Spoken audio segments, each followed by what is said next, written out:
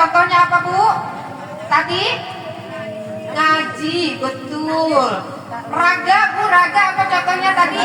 Olahraga. Jadi sehat jiwa itu contohnya ngaji. Terus tidak usah terlalu dipikirkan kalau banyak masalah, ya. Misalnya banyak hutang, jangan dipikirin Bu kalau punya hutang, tapi dibayar, betul ya. Jadi seperti itu. Nah itu upaya kita untuk mencegah demensia atau pikun secara dini. Terus apalagi selain olahraga dan ngaji, berikan asupan makanan yang sehat. Tentunya apa yang sehat kalau sudah usia lansia? Harus apa Bu? Perbanyak makan buah dan sayur. Bu Erna, sayur kan mahal. Ibu punya daun mengkudu? Itu juga sayur. Ibu silakan direbus, dilalap, itu sayur. Bahkan daun mengkudu itu bagus, karena daun mengkudu itu sampai sekarang tidak ada yang dipestisida. Ada nggak daun mengkudu yang disemprot? Nggak ada, berarti dia bagus. Selain daun mengkudu, apalagi yang gratis? Daun kelor, daun mangga.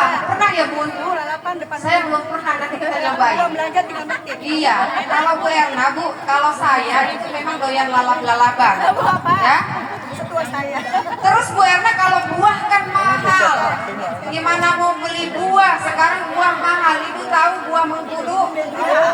Itu buah mengkudu bagus banget Bu. Masya Allah, itu buat membantu menurunkan tekanan darah, membantu untuk mengurangi lonjakan gula darah yang terlalu tinggi. Boleh, mau yang mentah boleh direbus dulu, mau yang matang boleh langsung disaring.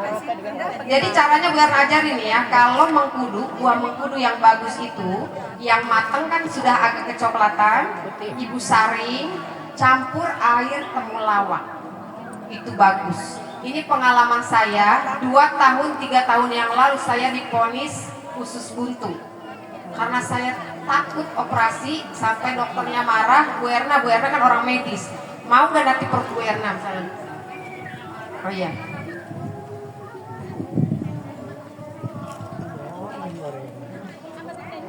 Ya. Oke ya, jadi seperti itu. Makanya itu bagus sampai saya tidak dioperasi. Alhamdulillah, konsumsi itu terus.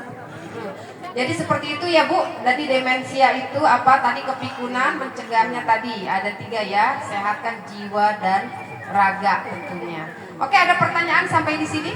Tadi aku bilang mengkudu bagus Ya. ya. Yang tes rendah itu bagaimana? Yang tinggi bagaimana? Boleh. Jadi kalau mengkudu itu memang dia minuman tradisional, dan ini menurut pengalaman saya sendiri ya. Jadi kalau mengkudu itu yang penting dikonsumsinya tidak berlebihan. Cukup kita hanya satu aja, satu yang gede misalnya, disaringkan dia kan apanya? Enggak, airnya itu kita air campuran temulawak.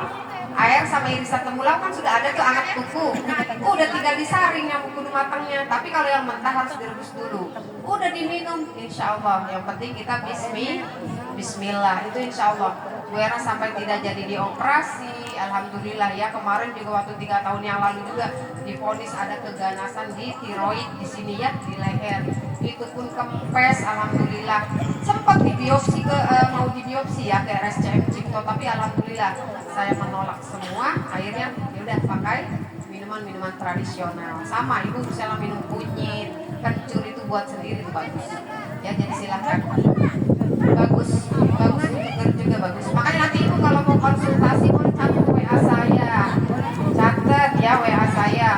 Kalau saya tradisional itu berdasarkan pengalaman sendiri, alhamdulillah gitu ya. Oke, jadi seperti itu ya Bu ya. Ada pertanyaan lagi? Nggak ada? Ya. Kenapa? Untuk temulawak bikin sendiri aja, beli yang bulatnya. Ya, ibu makanya boleh nanti konsultasi. Kenapa Bun? Miom. Untuk miom, karena miom itu kan tadi ya sel yang berlebihan di dalam rahim ya, rahim yang dia miom. Nah, jadi itu bisa juga kalau kita makan makanan sehat itu insya Allah bisa terkendali supaya tidak cepat membesar. Jadi seperti itu ya Bu. Tetap periksa, tetap sama Bu Erna juga periksa ya, tetap periksa. Tapi ketika divonis operasi kita ada dua pilihan, saya pilih tradisional. Tapi kalau ibu pilih tradisional, pertimbangkan dulu, khawatir ibu tidak benar-benar menjalankan hidup sehat. Karena saya sudah tidak konsumsi gorengan, ya, terus makan aja kurma gitu ya, boleh makan sedikit gorengan tapi nggak terlalu banyak. Jadi yang utama saya itu kurma ya, terus madu sama kunir asem. Saya memang bikin sendiri kunir asem. Jadi seperti itu, insya Allah. Tapi kalau ibu tidak menjalankan hidup sehat, tapi menolak semua pengobatan, jangan deh, ya. Khawatir nanti ada komplikasi. Tetap ibu berobat, tetap cek kesehatan secara rutin, tetap, ya. Jadi seperti itu. Jadi ternyata dari pengalaman kita dengan hidup sehat itu bisa mencegah segala penyakit, betul ya Bu ya, apalagi penyakit demensia. Oke, seperti itu ya Bun. Jadi perbanyak buah dan sayur sama cek kesehatan aja. Ya, oke. Ada lagi pertanyaan? Apa sudah? Ya. Introvert bagaimana? Oh, kalau introvert. Introvert kan nggak bisa bersosialisasi. Oh, jadi gini Bunda, kalau yang introvert itu kan tertutup ya. Jadi kalau itu yang introvert katanya. Tapi introvert ngaku saya introvert sudah. Berarti itu bukan introvert. Ya. Jadi introvert itu tertutup. Dia ditanya aja nggak tahu gitu kan, introvert. Jadi untuk memancingnya kita lihat hobinya dia apa. Ini introvert sama apa? Ibu? Saya Sama ibu. jadi ngaji duduk paling depan. Nah, jadi gini, tips untuk lansia yang introvert, kita lihat dia hobinya apa dulu nih. Misalnya terhadap hobinya baca, oke. Nah, terus kita libatkan dia sewaktu-waktu di kegiatan sosial. Nanti Bunda calling ustazahnya, Bun, nanti boleh nggak ibu saya suruh apa kayak berbagi tips atau apa? Jadi dia supaya dijadikan paling depan. Misalnya gini, siapa namanya bundanya? Bu Hajijah. Bu Hajijah, coba Bu Hajijah nih berbagi pengalaman tentang ini. Nah, dia kan mau tidak mau bicara tuh. Nah, itu udah dimulai. Dicoba aja. Biasanya seperti itu. Sama dengan menangani anak introvert. Menangani anak introvert kita harus pancing. Jadi seperti itu ya. Makanya Bu Erna suka diundang ke majelis-majelis, ke masjid, ke majelis taklim, diundang sebagai pembicara juga tentang apa? Parenting. Tentang parenting, baik parenting pada anak, baik parenting pada lansia. Jadi boleh Bunda-bunda kalau misalnya mau mengundang di majelisnya, di masjidnya boleh silakan. Nah, karena apa? Majelis taklim itu kita isi bukan hanya pengajian, tapi dengan edukasi kesehatan. Jadi seperti itu ya Bun? Oke, ya. Oke, ada pertanyaan lagi apa sudah? Oh ya. Bagaimana cara mengatasi tremor pada lansia? Pada lansia. Oke, bagus pertanyaan kader ya. Tremor, Bu, Pak. tremor ada yang tahu nggak siapa?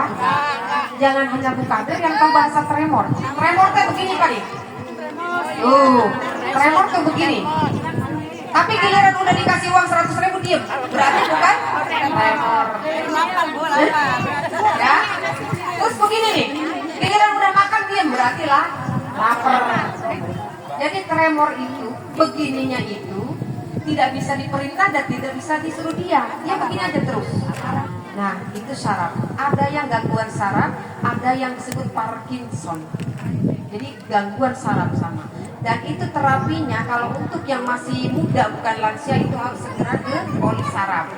Dan kalau untuk lansia karena memang sudah wayangnya dia tremor, misalnya usianya sudah lansia, yaitu kita mengendalikannya apa tadi? Mengendalikannya dia dengan kegiatannya. Kasih dia aktivitas fisik, jadi supaya tidak terlalu begini, misalnya dia nyatu atau apa. Jadi supaya pergerakannya itu memang dilakukan dengan aktivitas fisik. Tapi kalau yang misalnya Parkinsonnya sudah parah, ada Bu, yang dia bolak-balik jalan nggak bisa direm, ada seperti itu. Dia jalan aja nggak bisa direm. Itu hati-hati, memang harus pasang teralis. Ada yang seperti itu Bu, itu sudah gangguan saraf. Itu pasang portal kata Bapak. Oke ya, jadi kita pertanyaan Kadri ya. Cuman gini Bu, dia kasusnya beliau itu setiap hari melakukan kegiatan. Setiap hari melakukan kegiatan. Tremornya itu berarti yang kiri kanan terkadang kanan sembuh, ganti ke kiri, kiri sembuh, ganti ke kanan. Iya, boleh. Nanti boleh cek kesehatan. Jadi nanti biasanya ada obat yang dia untuk menenangkan sarafnya. Jadi sarafnya itu supaya tenang, nggak terlalu ini. Jadi boleh cek kesehatan secara rutin. Makanya sekarang kan posyandu sudah ILP ya. Cek kesehatan lansia bisa di posyandu. Jadi seperti ini ya. Udah, makasih. Terima kasih. Oke. Bedanya sama kebas.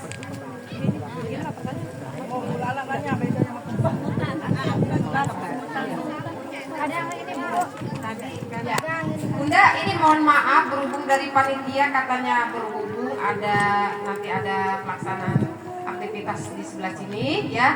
Jadi untuk pertanyaan boleh nanti di TikTok boleh ya. Di TikTok kan ada tuh. Di TikTok saya catat TikTok saya ada Erna Medsos. Boleh, yang di Puskesmas juga boleh. Cuma saya di Puskes kadang kan yang megang admin. Nomor telepon saya 0852.